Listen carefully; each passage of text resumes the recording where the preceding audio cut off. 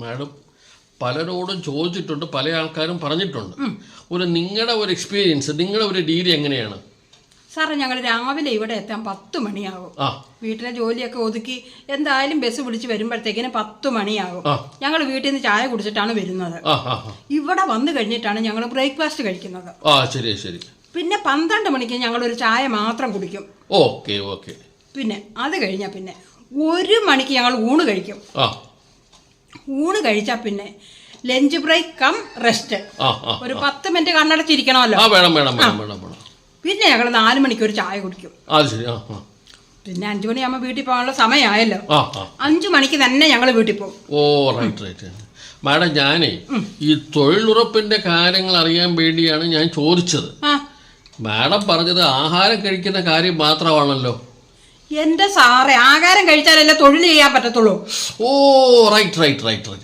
അത് ശരിയാ.